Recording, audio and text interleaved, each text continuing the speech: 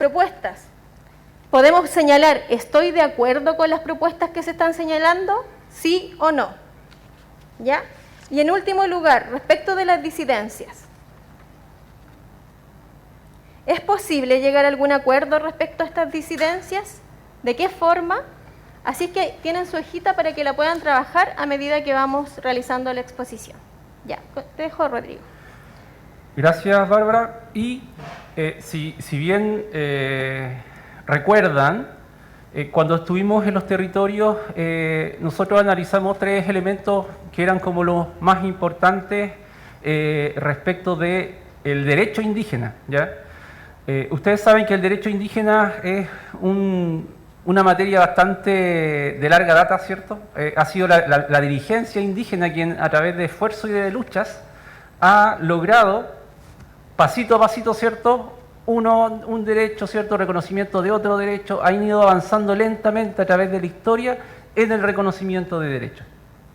Y, como lo vimos en los talleres, un derecho muy importante es la libre determinación, ¿cierto?, porque los pueblos indígenas tienen el derecho hoy día reconocido internacionalmente a la libre determinación, tienen el derecho al territorio, que es concebido como la totalidad del hábitat, con los recursos naturales que concibe el territorio, y también tienen derecho a mantener íntegra su cultura, íntegra, ¿cierto?, en cuanto a sus formas de comunicarse, a su lengua, ¿cierto?, a su historia, a los sistemas de salud, a los sistemas de educación, en fin, tienen el derecho de mantenerse íntegro. Y también revisamos que un elemento muy importante es el derecho de participación, que los pueblos indígenas ejercen sus derechos hoy en día en relación con el Estado a través de su participación efectiva, a través de la participación en la toma de decisiones. ¿Ya? Entonces, lo que nosotros estamos haciendo, este es parte del trabajo que estamos realizando, es sistematizar las problemáticas que ustedes han manifestado en los distintos territorios, ¿cierto? Desde Iquique, en Pozo Almonte, en Camiña Alto y Camiña Bajo, en Tarapacá, en fin, en todos los lugares donde hicimos cabildo, Adimelias, si bien recuerdan, estaba sistematizando y estaba recogiendo la información. Y las vamos a clasificar en estos elementos, ¿cierto?, y estos derechos que estuvimos conversando.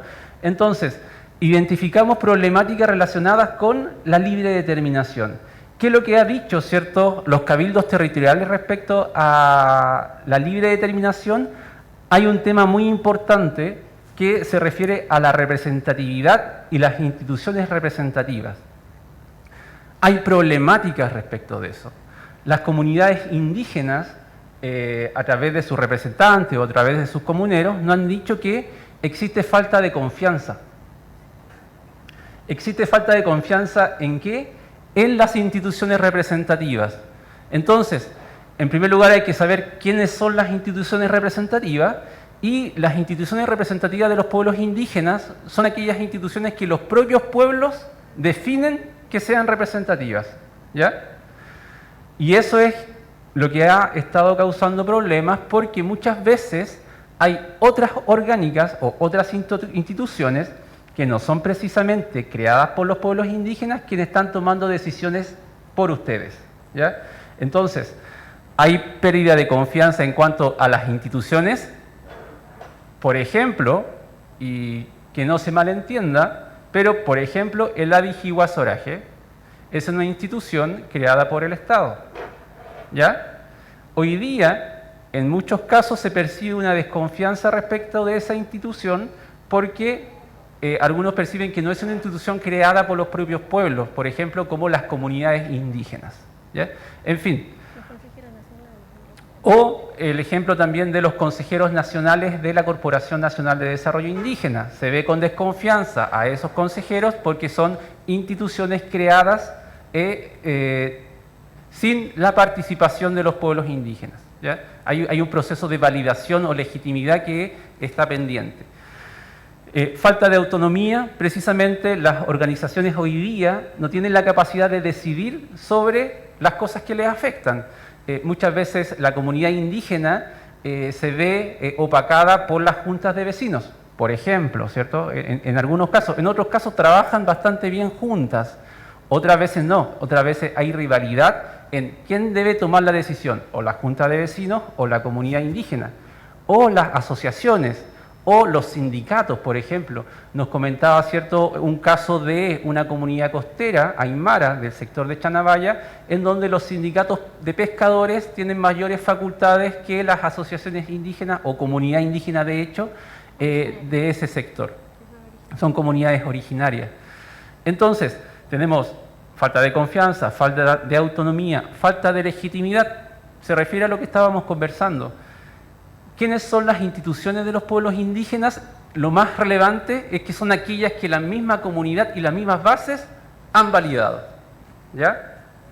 Por ejemplo, hay comunidades indígenas con personalidad jurídica a través de la ley 19.253, pero también existen comunidades indígenas de hecho, que no necesariamente tienen que tener personalidad jurídica, pero que la misma comunidad le ha dado la validez y el Estado no la puede desconocer, porque las comunidades indígenas son previas a la ley indígena, son preexistentes al Estado. No se les puede obligar a constituirse con una personalidad jurídica para tener validez en cuanto a participación. Quizás no van a poder postular a proyectos porque necesitan personalidad jurídica, pero no se les puede negar su existencia y su capacidad de participar. Y un tercer elemento respecto de la representatividad lo encontramos con la pérdida de valores culturales. ¿Ya? Muchas veces se dice que no solamente las estructuras, sino que también la dirigencia y los representantes actúan de forma alejada a los valores indígenas. Entonces, cada territorio o cada localidad o cada pueblo tiene valores, ¿cierto? Tiene valores, tiene principios. No robar, no mentir, ¿cierto? En fin, distintos valores y distintos principios. Haber pasado cargos, haber trabajado en la comunidad, en fin, hay distintos elementos y requisitos que configuran la dirigencia indígena, y hoy día lo que manifiestan algunos territorios es que esa dirigencia hoy día se ha perdido, ¿cierto? Se ha perdido algunos valores relacionados con qué significa ser representante, qué significa ser dirigente, ¿ya? Y otro problema, ¿cierto?, que las comunidades manifiestan relacionado a la libre determinación, dice relación con el desarrollo, ¿ya? Ya vamos a dejar de lado, ¿cierto?, lo que es la representatividad y las instituciones, sino que estamos en el capítulo de la libre determinación, ¿cierto?, que es el gran título que estamos analizando, la libre determinación. Y como se pueden dar cuenta, en el punto 1, en el 1.2 hablamos de desarrollo. Lo importante del desarrollo para los pueblos indígenas, nuevamente, si hablamos de autonomía, es que sean los propios pueblos quienes decidan ese desarrollo. Nos comentaban, por ejemplo, en Camiña, el problema con el emplazamiento de proyectos extractivos, como la energía geotérmica. Y cómo la comunidad de Camiña no tiene la capacidad de decidir si quiere o no quiere, ¿cierto?, la energía geotérmica, porque la ven como una amenaza, dado que se va a emplazar en la cabecera de la cuenca y, da, ¿cierto?, las perforaciones y los sondajes propios de la energía geotérmica, temen que se puedan contaminar las aguas o que vean disminuidos sus derechos de agua.